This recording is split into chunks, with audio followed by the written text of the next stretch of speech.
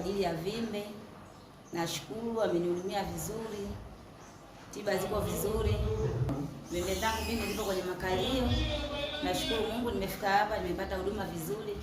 Yaani kuhusu swala la kutolea huduma bure tunashukuru kusema kweli. Washauri kutokana na changamoto za maisha. Yaani ile fursa kusema wetu ulivyoisikia sasa tulifurahia sana kutokana na ugumu wa maisha. Unakuta mtu una ugonjwa lakini unatamani kuja hospitali lakini unakuta hela ya matibabu hakuna. Mwanangu ana changamoto ya masikio mwaka wa 8 hivi sasa. Tulipopata tangazo mwaka jana mwezi wa 6 kwa kuna madaktari bingwa wanakuja. Tukaja tena hapa St. Francis wakamchunguza na wakamfanyia vipimo. Wakatugea appointment baada ya mwaka mmoja wao watarudi tena kwa ajili ya kumletea kifaa cha sikio. Na ndio maana leo tumefika hapa wameweza kumpatia kifaa ambacho kinaweza kumsaidia kusikia. Kwanza napenda kushukuru Mwenyezi Mungu mpaka kwa hatua hii tuliofikia, lakini pia niwashukuru wadhamini wote pamoja na madaktari ambao wamesaidia katika kutusupport hivi vifaa. Ni vifaa ambavyo havina gharama. Protesisti che hanno portato con sé ben 150 protesi per i pazienti sordi con problemi di udito. Poi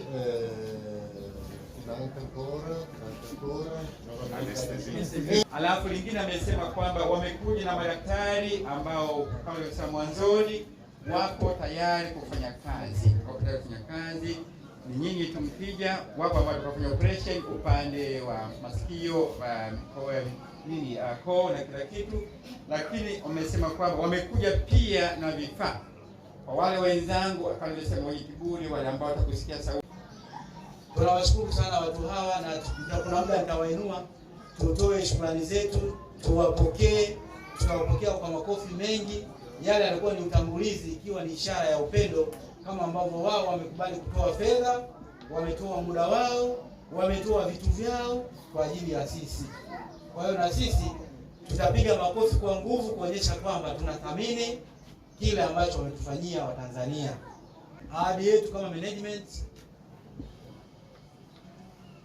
tutatoa ushirikiano wa kutosha.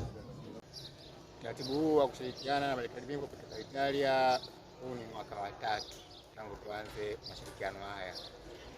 Kwa hiyo miaka 3 iliyopita walikuja kwa mara ya kwanza, walikuja mwaka jana tena miezi kama hii, na safari hii mwezi wa 6 ni safari ya 3 tangu tuanze ushirikiano.